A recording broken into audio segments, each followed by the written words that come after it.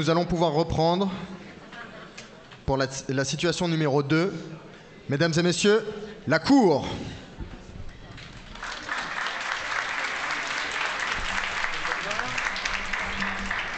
Mesdames et messieurs, bonjour.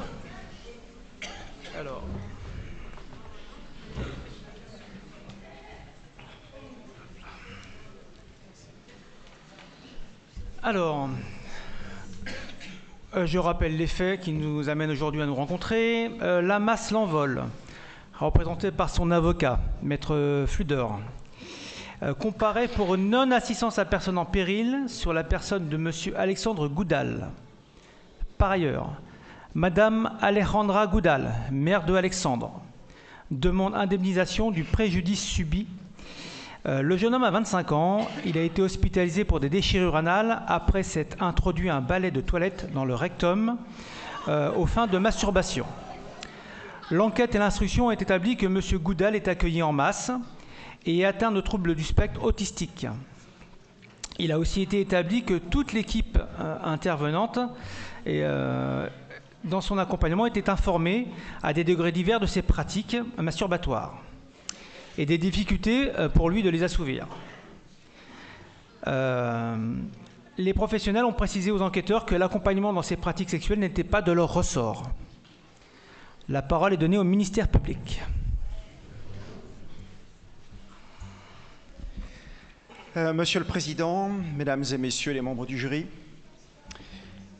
le ministère public a donc décidé de poursuivre l'établissement ainsi que les éducateurs qui étaient présents au moment des faits du chef de non-assistance à personne en péril.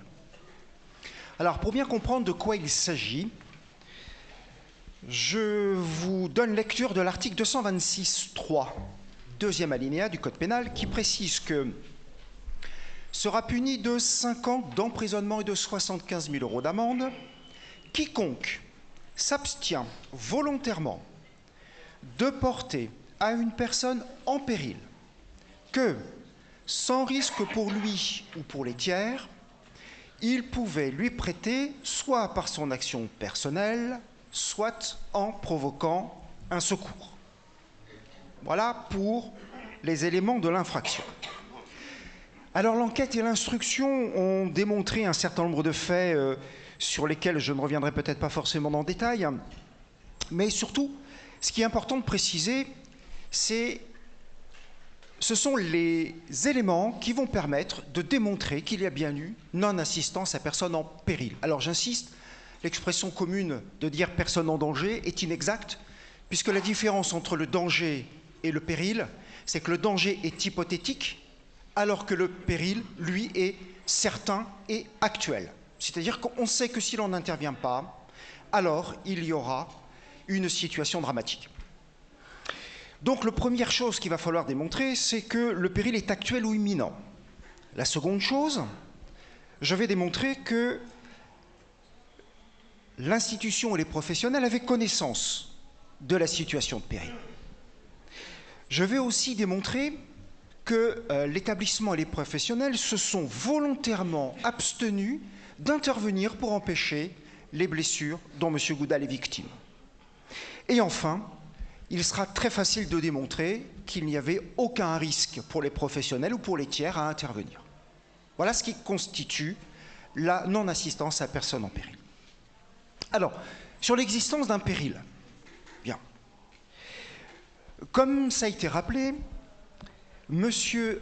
Goudal fait l'objet d'un accompagnement adapté à sa situation, qu'en tant que porteur d'un trouble du spectre autistique, il a fait l'objet d'une évaluation, et l'équipe était donc, à l'issue de cette information, cette évaluation, informée de ces différents troubles, et notamment de cette tendance ou cette propension qu'il avait à se masturber de façon assez compulsive, sans que l'on puisse prévoir forcément à quel moment il se masturbera, mais surtout, ce qui était clair, c'est qu'il se masturbait avec n'importe quel objet qu'il pouvait avoir à sa disposition, de sorte que cela puisse lui procurer du plaisir.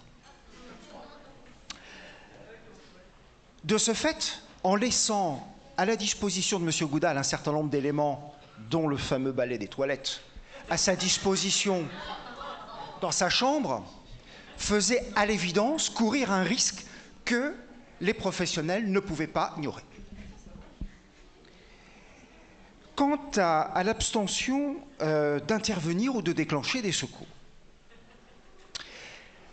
comme je viens de le dire, le simple fait de connaître les troubles de M. Goudal, ils auraient nécessairement dû faire le tour de la chambre pour regarder s'il y avait à sa portée un certain nombre d'objets risquant de le blesser. En ne faisant pas ce travail, l'établissement et les professionnels présents à ce moment-là ont commis une faute que nous considérons comme inexcusable au regard de leur professionnalisme et qui a donc concouru et en tous les cas permis la réalisation de ce dommage.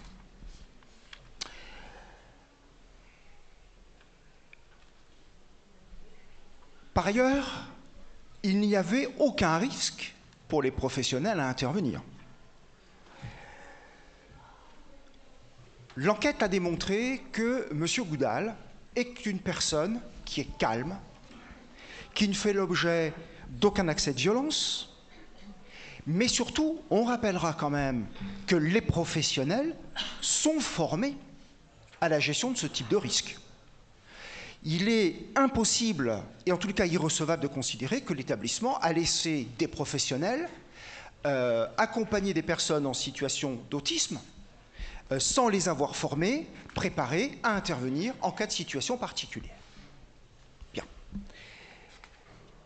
Donc, à l'évidence, la non-assistance à personne en péril est constituée. Par ailleurs, le parquet souhaite engager la responsabilité morale de l'établissement. Alors, responsabilité de la personne morale qu'est l'établissement. C'est-à-dire que ce n'est pas l'établissement lui-même, parce que l'établissement est une personne qui n'est pas physique, qui a commis l'infraction. Pour autant, on rappellera que l'établissement, en sa qualité d'organisateur, engage sa responsabilité. Le Code pénal prévoit que les personnes morales à l'exclusion de l'État sont responsables pénalement, selon les distinctions de 2 articles, des infractions qui sont commises pour leur compte et par leurs organes ou leurs représentants. La responsabilité des personnes morales n'exclut pas la responsabilité des personnes physiques, et ces personnes peuvent être ce qu'on appelle des co-auteurs. Dans la situation qui nous intéresse, pour qu'il y ait engagement de la responsabilité de la personne morale, il faut que la faute soit commise par un salarié. Là, c'est le cas. Ce sont les salariés qui étaient auprès de M. Goudal au moment des faits. Et il faut aussi que cette infraction soit commise pour le compte de la personne morale. Sur ce deuxième point, on rappellera que les salariés, les éducateurs, agissent au nom et pour le compte de l'établissement dans le cadre de leur contrat de travail. C'est-à-dire que vous êtes embauchés dans les établissements dans le but d'exécuter et de participer à l'exécution de la mission de l'établissement. Donc, de ce point de vue, l'intentionnalité de l'infraction des instances dirigeantes est pleinement engagée dans la mesure où rien n'a été fait pour protéger M. Goudal, ni par les professionnels, ni par l'établissement, en tous les cas l'encadrement de l'établissement qui aurait dû attirer à tout le moins l'attention des professionnels en charge de M. Goudal, de ces risques particuliers, et en tous les cas de vérifier que tout cela a été mis en place. Et donc, dans ce cadre-là, l'établissement a clairement et délibérément manqué à son obligation de prudence ou de sécurité qu'il avait à l'égard de M. Goudal. Maître, les sanctions ? Les sanctions, eh bien, le ministère public considère que dans cette situation, il y a une double aggravation de la situation. D'une part, M. Goudal est une personne en situation de fragilité. Il y a donc une non-assistance à personne en péril, qui est commise sur la personne d'une personne vulnérable. Or, notre droit considère que c'est en soi une circonstance aggravante. Par ailleurs, cette infraction a été commise par des personnes qui sont des professionnels et qui ont autorité pour ce faire. Donc on a là, vous voyez bien, la personnalité des auteurs de l'infraction qui sont des professionnels et M. Goudal qui est en situation de handicap. Il y a donc là une double circonstance aggravante.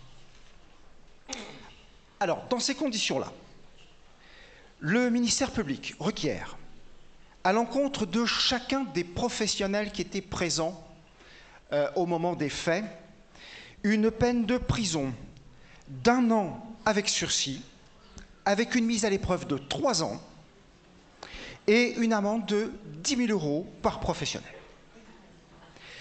Le ministère public requiert également, à l'encontre de l'établissement, en sa qualité de personne morale co-auteur, une amende de 25 000 €. Je vous remercie. Merci. Je vais appeler à la barre le témoin qui s'est partie civile, Madame Alexandra Fernandez, Goudal, pardon, la maman. Bonjour à vous. Bonjour. Je vous en prie, c'est à vous. En fait, je me présente pour parler voilà, des faits qui sont arrivés à mon fils. Et mon fils, ça fait des années qu'il est dans une masse, dans cette masse en question. Et ce n'est pas la première fois qu'il souffre des problèmes, des blessures et au niveau de son sexe. Et donc, j'ai prévenu plusieurs reprises, j'ai parlé avec l'équipe éducative et j'ai même parlé avec la direction en expliquant que, voilà, que mon fils n'était pas violent, qu'il peut écouter même, enfin, et c'est que les personnes le disent. Et que par contre, il fallait faire quelque chose pour éviter qu'il se blesse comme ça. Et que vous a répondu l'établissement? En fait, ils m'ont dit que oui, effectivement, ils allaient retirer des objets qui étaient susceptibles de les blesser. Or, il y a ce balai. Et dans la salle de bain, mon fils aujourd'hui, je le trouve encore avec des blessures, encore hospitalisé et avec les fesses déchirées. Je suis désolée, mais là, qu'est-ce qu'il faut faire?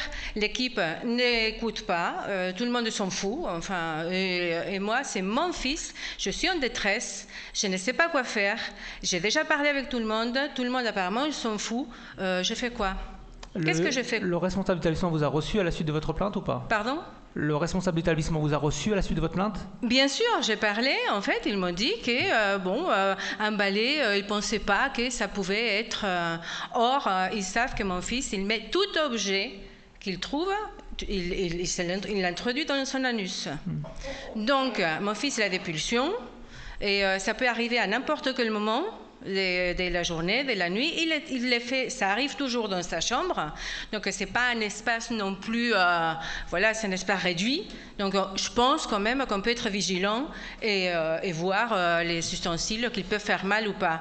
Et bon, là, moi je ne sais pas quoi faire d'autre, enfin, mon fils il a des besoins, et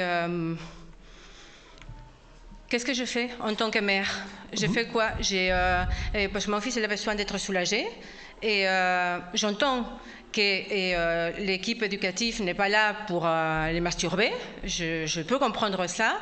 Mais aujourd'hui, il y a des sextoys à disposition et adaptés pour qu'ils se fassent pas mal. Ou sinon, on fait quoi? Et apparemment, ils disent qu'ils ne veulent pas ramener des sextoys. Or, mon fils, il pourrait le prendre tranquillement comme il prend n'importe quel autre objet et se l'introduire sans se faire du mal, du coup, et se faire du plaisir. Sinon, il va falloir quoi? Que j'aille tous les soirs le faire une pipe à mon fils ou je sais pas, pour le calmer. Qu'est-ce que vous attendez de ce procès? J'attends quand même qu'il prenne connaissance des problématiques de cette personne-là, qui sont des pulsions, qu'on ne peut pas les laisser se blesser, auto-blesser comme ça. Hein. J'ai entendu, les éducateurs m'ont dit que mon fils hurlait quand même des douleurs. Et ils n'ont rien fait. Donc j'attends un peu de justice, j'attends qu'ils mettent en place aussi des ustensiles, des sextoys, des matériels adaptés pour que eux, mon fils et d'autres personnes puissent avoir une sexualité aussi pleine et adaptée à ses besoins. Je vous remercie de votre témoignage. Maintenant, la parole est donnée au ministère public. Partie civile, pardon, excusez-moi. Partie civile. Nous le savons ici de nos expériences. Et de quelles expériences?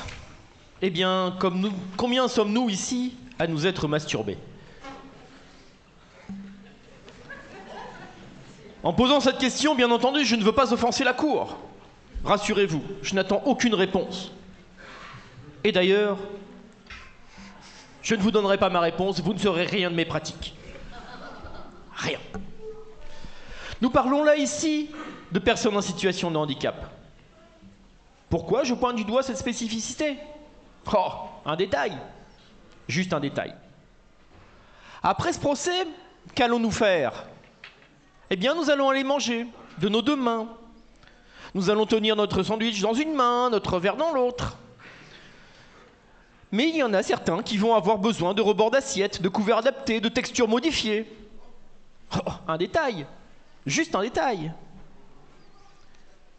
Il est dit dans les éléments du dossier que son âge serait de 7 ans. Alors, il ne se masturbe pas, son âge mental est si peu élevé. Son esprit bientôt jeune, c'est celui d'un enfant qui ne peut pas se masturber, il apprend à connaître son corps. Alors, ces poils qui arrivent, ces seins qui pointent, cet éjaculat dans les protections, c'est là des erreurs chronologiques.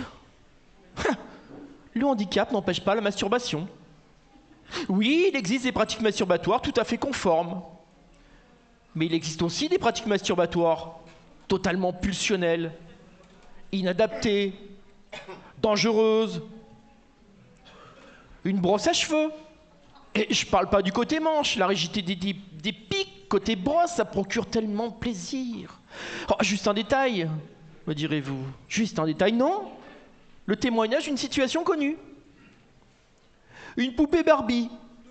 Ah, et la tête qu'il faut enlever du vagin. Car lorsque l'objet est rentré, eh bien seul le corps est ressorti. Ah, juste un détail? Non. Le témoignage de ce qui a déjà été constaté. Entre le couvercle et le réceptacle d'une poubelle. Ah, juste un détail? Non. Là encore, le témoignage d'une situation connue. Et tant de pages. N'oubliez pas le pluriel à page, qu'il existe de situations. Bref, résumons ce début. Est-ce que se masturber est interdit? Non. Est-ce que se masturber est facile? Eh bien, parfois oui, mais parfois non. Alors, au lieu d'apprendre à le faire sans blessure, on ferme les yeux. On préfère ne rien faire, et c'est ce qui a été démontré là.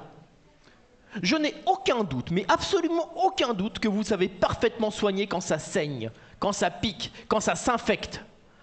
Parce que vous faites un super boulot de soignant. Vous le faites avec attention, avec conscience. Mais votre boulot consiste aussi à prévenir. Et vous ne pouvez empêcher ce qui est pulsionnel. Alors, je vais en venir maintenant à ce que vous attendez du droit, des textes et leur analyse. On craindrait de la judiciarisation. Ah, quelle drôle d'idée dans un état de droit, car en réalité, il y a peu de judiciarisation. Combien y a-t-il eu de plaintes de la part des résidents? Ah, déjà bien heureux qu'ils aient une place. Qu'attendez-vous pour mettre en place des formations? Est-ce qu'un salarié formé peut apprendre l'usage d'un sextoy? Quelle est la limite? Est-ce qu'il commettrait un délit s'il permettait une pratique masturbatoire dépourvue de risque de blessure? Eh bien, on va regarder ça de plus près. Et on va se pencher sur le code pénal. On va commencer à analyser dans le code pénal l'article L121.3. Lorsque la loi le prévoit, il y a délit en cas de mise en danger délibérée de la personne d'autrui. Combien d'organismes de formation proposent aujourd'hui à appréhender les mécanismes de compensation pour aider à leur utilisation? Autrement dit, du personnel qui aurait reçu une formation adaptée peut tout à fait accompagner cet apprentissage particulier. Lorsque l'on sait qu'il y a un risque de blessure, lorsque l'on sait que l'on peut agir, lorsque l'on ne peut ignorer qu'il existe des moyens de compensation humains et matériels, il y a donc alors, je vous l'affirme, la commission d'un délit, sinon un crime. Oui, un crime. Quelle peine! La réclusion à perpétuité pour acte de barbarie. Ça semble lourd, en effet.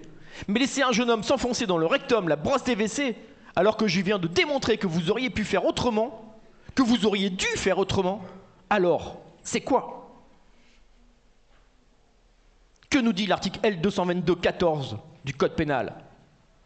Les violences habituelles sur une personne dont la particulière vulnérabilité due à une déficience physique ou psychique apparente ou connue de l'auteur sont punies de 5 ans d'emprisonnement et de 75 000 € d'amende lorsqu'elles n'ont pas entraîné une incapacité totale de travail pendant plus de 8 jours et jusqu'à 30 ans de réclusion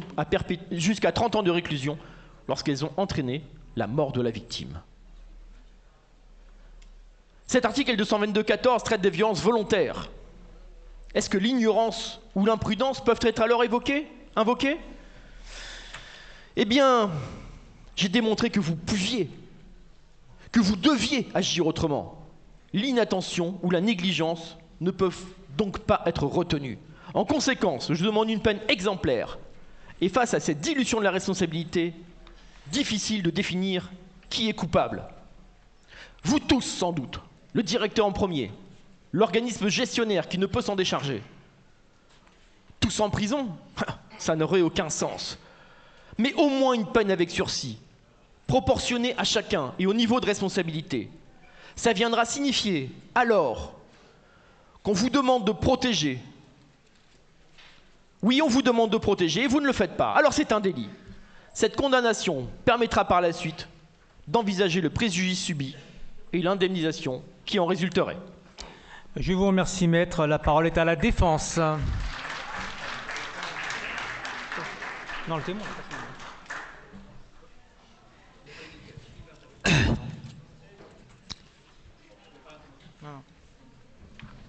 Non, c'est à moi, cher maître.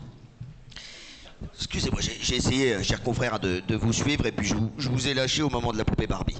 Alors, en guise d'introduction, merci de m'épargner les ricanements, l'affaire est grave. L'affaire est grave, oui, en ces prolégomènes. Oui, prolégomènes, des préliminaires un peu longs, si vous voulez. Je dirais ceci, le plaignant a-t-il été pris la main dans le sac? C'est l'expression. Sur le chef de non-assistance à personne en péril, le ministère public soutient que mes clients auraient commis l'infraction de non-assistance à personne en péril. Vous l'avez rappelé tout à l'heure, le ministère public aurait donc des activités que la morale réprouve. Il s'y connaît en introduction d'objets contendants. Je comprendrais pourquoi vous avez l'air d'avoir un balai dans le cul. Alors...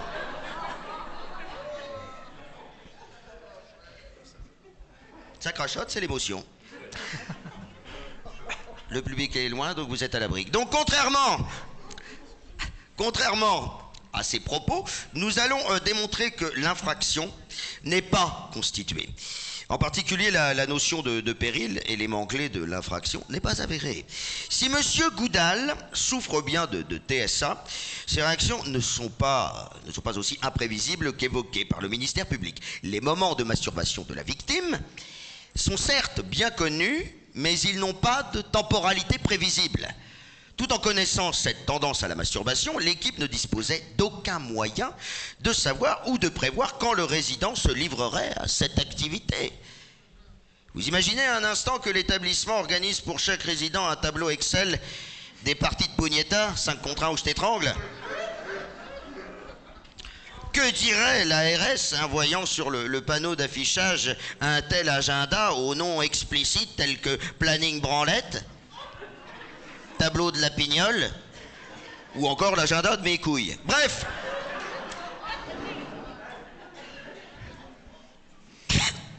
Non, bien évidemment, Ce ne serait absolument pas tolérable, encore moins montrable et surtout irrespectueux quant à la vie privée à laquelle nous avons tous droit.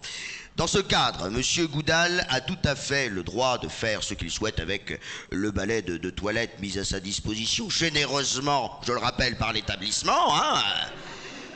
Il ne pouvait savoir qu'il en détournerait l'objet de sa destination.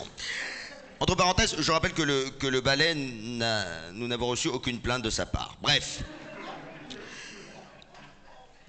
Dans ces conditions, nous demandons l'acquittement de mon client du chef de non-assistance à personne en péril. Alors, sur le préjudice subi par la victime, Madame Goudal, Madame Goudal, quel toupet, demande 25 000 € au titre du préjudice qu'a subi son fils au titre de ses blessures.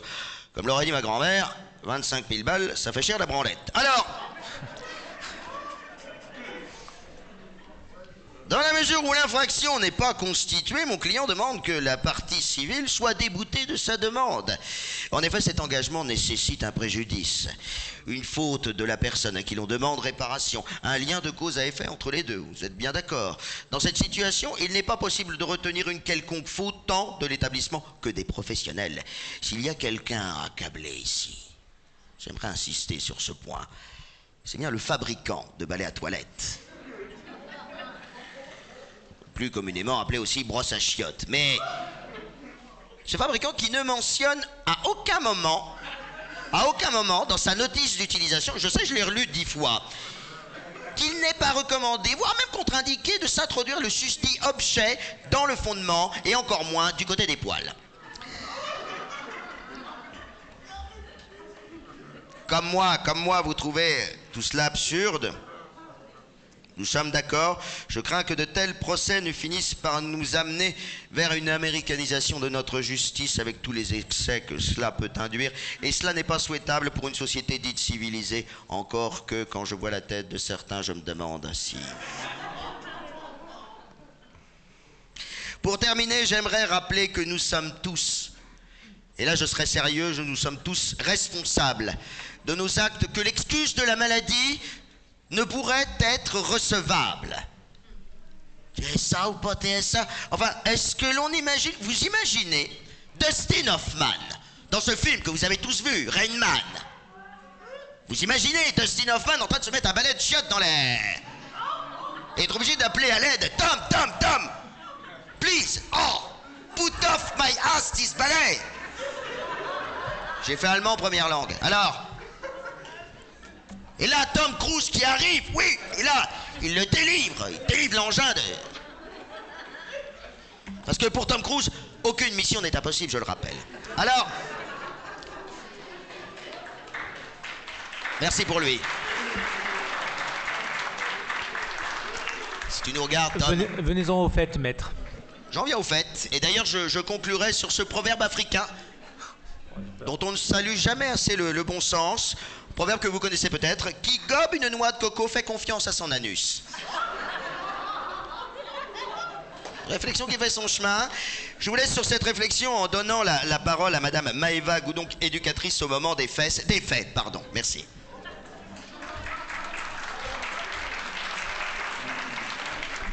Merci maître pour ce plaidoyer riche en couleurs. Je vous donne la parole à vous. Bonjour. Alors, moi, j'étais pas là au moment où ça s'est passé. Voilà, c'est vrai qu'on a eu des formations, mais pas de formation sur l'utilisation de sextoys et sur comment apprendre aux résidents à utiliser des sextoys. Maintenant, c'est vrai qu'on a pris l'initiative de retirer le déodorant, la brosse à dents, mais la direction nous a aussi dit attention, les biens privés, il ne faut pas tous les retirer. Donc, on a laissé la brosse à toilette. Aussi parce que l'équipe technique qui nettoie l'établissement, déjà c'est compliqué avec eux. Alors, si on leur retire la brosse à toilette, ça va être la guerre. Et ensuite, moi, j'ai pas envie de m'occuper de comment apprendre à un résident à utiliser un sextoy, alors que déjà, je suis même pas payée un peu plus que le SMIC, et que c'est pas dans ma fiche de poste, donc je sais pas comment faire ça. D'accord. Donc, à part les problèmes financiers qui sont récurrents dans le médico-social, apparemment, juste revenir sur la formation que vous avez eue. Ah bah, nous, on nous a dit, ils ont le droit à la sexualité, ils peuvent faire tout ce qu'ils veulent, le consentement patati patata, mais on nous a pas dit comment faire. Donc, il a le droit à sa sexualité, on le laisse faire. Alors que c'est pas une formation que vous avez eue, du coup. Bah, c'est comme ça que l'établissement l'a présenté. D'accord. Et le reste de l'équipe, dont vous n'étiez pas présente, mais les personnes qui étaient présentes, pourquoi elles ne sont pas présentes aujourd'hui? Je sais pas. D'accord. Vous avez d'autres choses à rajouter? Non, bah, je suis désolée pour ce monsieur, mais on peut pas faire grand-chose. D'accord, ok. Je vous remercie de votre empathie. On va passer à la suite. Le tribunal va se retirer pour le jugement. On revient, à tout de suite.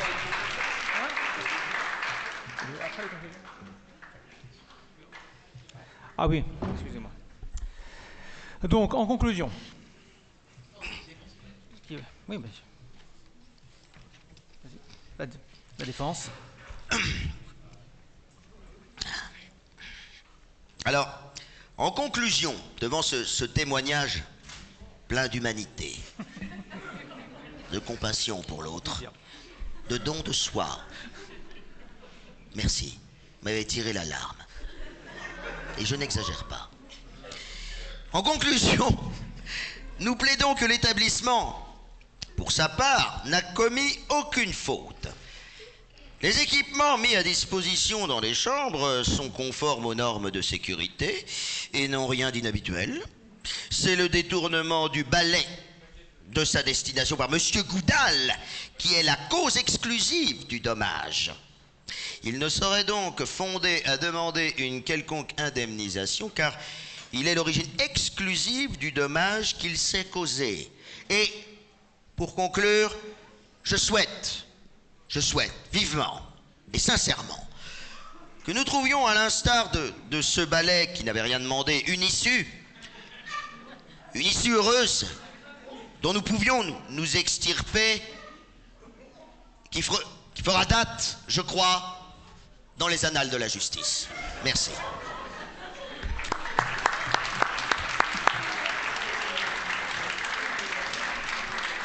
Bon, la Cour va se retirer pour délibérer. Merci de votre attention.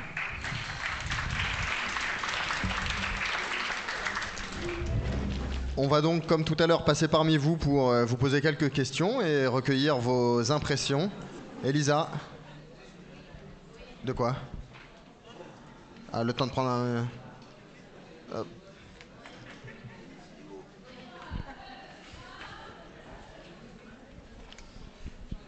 C'est Marion, du coup. Marion. Applaudissez Marion, quand même. Viens, on change de côté. J'étais là tout à l'heure, je vais naviguer partout. La première question qu'on va vous poser, à laquelle vous allez devoir répondre, c'est: en laissant à la disposition donc, de M. Goudal un balai à WC, les professionnels et l'établissement l'ont-ils mis en péril? Donc péril, on rappelle, c'est un danger immédiat, d'après vous. Oui. Qui est volontaire pour répondre? Levez la main si vous êtes volontaire pour répondre. Oui. On a un oui. Oui, c'est pour la question que j'ai posée. Vous avez posé la question que c'était oui. Ok, très bien. Oui. La question c'était, en laissant l'établissement, en laissant le balai à WC à disposition, est-ce qu'il a mis en péril le résident, Monsieur Goudal? J'en ai deux là. Non. On a deux oui, un non. Oui, on a mis en danger. Et moi c'est oui. J'aurais tendance à dire non, parce qu'ils auraient dû mettre autre chose à la place, mais ils n'avaient pas forcément à le retirer. Et une dernière réponse? La même chose du coup? Et...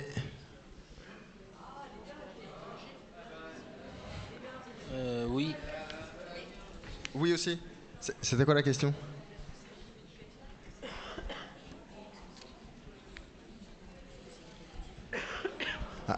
Une question qui est ramenée là, c'est: est-ce que c'est l'équipe éducative qui a laissé le balai à WC dans la chambre, ou est-ce que c'est l'équipe d'entretien? C'est ça?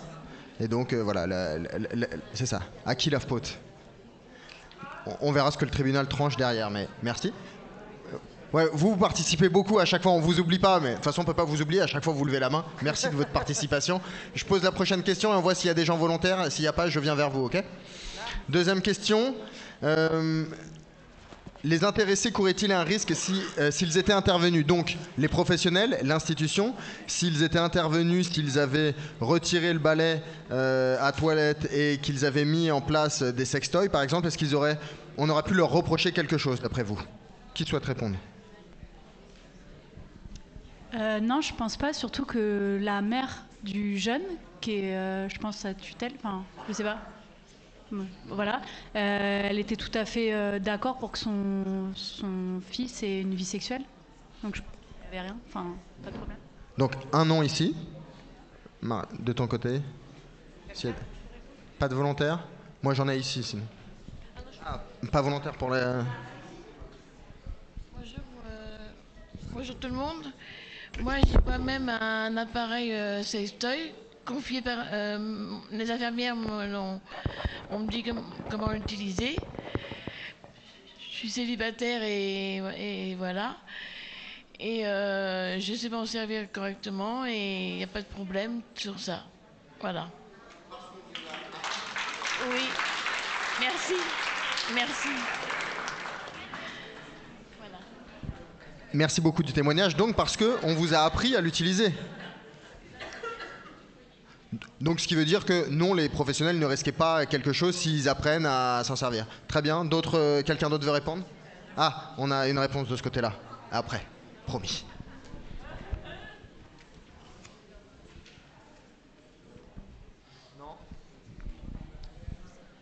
Alors, pour remplacer le balai, on n'aurait pas pu mettre des sex toys à la place?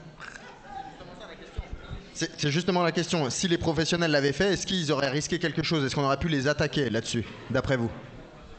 Moi, je dis que si ça avait mis des sex toys, ça aurait été mieux que le balai, parce que le balai aurait été un peu plus mal, quoi. Merci. Qui n'a pas parlé tout à l'heure? Oui.